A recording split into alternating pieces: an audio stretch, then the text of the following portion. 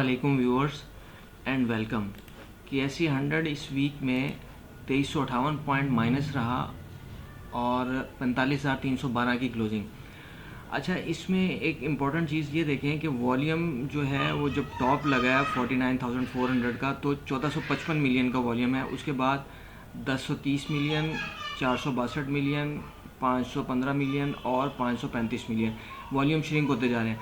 तो जो प्लेयर नीचे से ये 39,000 से लेके बेल आउट पैकेज की न्यूज़ के बाद लेके चले थे फंड्स और इंस्टीट्यूशंस, उन्होंने इस एरिया में प्रॉफिट टेकिंग कर ली थी जो कि प्रीवियस 49,000 का रेजिस्टेंस एरिया था।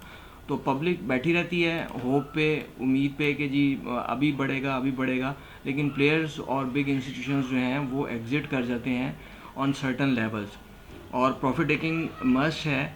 तो इसी तरह से मार्केट्स जो हैं वो परफॉर्म करती हैं। अभी डेली बेस पे देखें तो डेली बेस पे इस वक्त ये जो 40,000 से 49,000 की मूव थी, इसका आलमोस्ट ये मिड पॉइंट बन रहा था जहाँ पे मार्केट ने सपोर्ट ली है।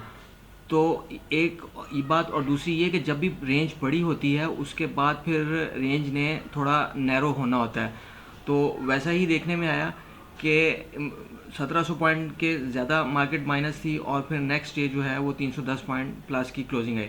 तो अभी यहाँ पे कुछ अगर कंसोलिडेशन होती है इस एरिया में तो फिर थोड़े बेहतरी के चांसेस नज़र आ सकते हैं और फिर 46,500 और 47,000 के करीब जाके मार्केट फिर एग्जॉस्ट हो सकती है।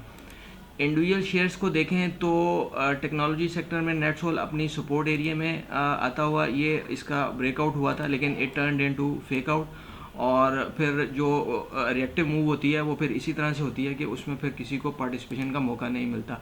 लकी एक बुल ट्रेंड में अच्छे खासे ये जब इसका बॉटम पे ब्रेकआउट हुआ था तो उसके बाद अच्छा खासी राइज देने के बाद अभी करेक्शन। लॉर्ड जैम की उम्मीद है कि ये आगे चल के बियर ट्रेंड में हो जाएगा क्योंकि ये एवरेज इसकी डिस्टर्ब हो गई हैं और इसकी जो मेजर सपोर्ट है वो 20 रुपये और 19 रुपये का एरिया बनेगा। DG सीमेंट एक चैनल के ब्रेकडाउन के बाद ये चैनल एक ड्रा हुआ था, ऊपर अपर लाइंस भी और लोअर लाइंस भी। ये मैंने दो सर्कल लोअर पे ड्रा कर दिए हैं और दो जो हैं अपर पे ड्रा कर दिए हैं। ये चैनल का जब ब्रेकडाउन हुआ तो अभी उसके बाद फिर फ्री फॉल और अभी अपने सपोर्ट एरिया में है।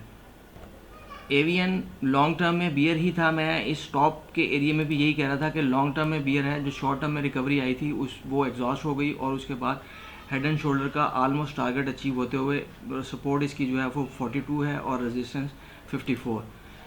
अटक रिफाइनरी एक कुछ ऐसे शेयर्स में शामिल था जो कि अपने जून 21 वाले टॉप पे आए थे और तो जब भी मार्केट ये इस तरह से मेजर रेजिस्टेंस एरिया में आती है तो फिर उसके बाद काउंटर मूव जो है वो ड्यू होती है और यही अटक रिफाइनरी में भी देखने में आया है। इस वक्त ये सपोर्ट एरिया में है, इनसाइड बना है और इस वक्त ये 50 की एवरेज पे सपोर्ट लेने की कोशिश कर रहा है। अगर यहाँ पे सपोर्ट लेता है तो ठीक, अदरवाइज़ फिर ये 205 का एरिया जो है ये इसकी सपोर्ट होगी और 240 रेजिस्टेंस के तौर पे एक्ट कर सकता है। यूनिटी भी एक अच्छी बुल मूव देने के बाद करेक्शन देता हुआ। TRG ने ये डबल टॉप का ब्रेकडाउन हुआ था, ये डबल टॉप का एरिया था, उसके ब्रेकडाउन के बाद अपना आलमोस्ट टारगेट अचीव करते हुए ट्रेंड इसमें तमाम फॉर्मेट्स में बियर है, लॉन्ग टर्म, शॉर्ट टर्म और मीडियम टर्म में। लेकिन ये एक चीज़ है कि इसमें इस वक्त सपोर्ट पे है, तो ये इसकी मल्टीपल सपोर्ट्स हैं। इनमें हो सकता है कि यहाँ से कुछ सपोर्ट ले, लेकिन अगर इनको डिसाइसिव क्लोज कर ब्रेक करके नीचे क्लोजिंग आ जाती है तो फिर और ये जो डीप हो सकता है और फिर इसका टारगेट जो है वो काफ़ी नीचे का निकलेगा।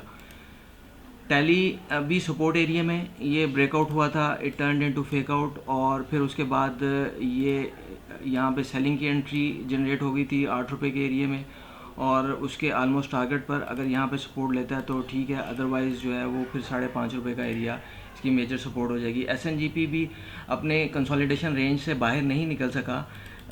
इसका 49 का एरिया था, वहाँ से अच्छी खासी सेलर्स को फेवर करवाने के बाद इस वक्त अपने सपोर्ट एरिया में और 200 EME पे आया हुआ है। सर्ल के राइट शेयर की ट्रेडिंग शुरू हो गई है, इस वक्त ये अपने सपोर्ट में है और यहाँ से कुछ बेहतरी के चांसेस हो सकते हैं। Viewers, thank you for watching the video. Her trade जो है वो स्टॉप लॉस के साथ होती है। स्टॉप लॉस के बगैर ट्रेड करना फाइनेंशियल सुसाइड के मुतरादिफ है। Thank you very much.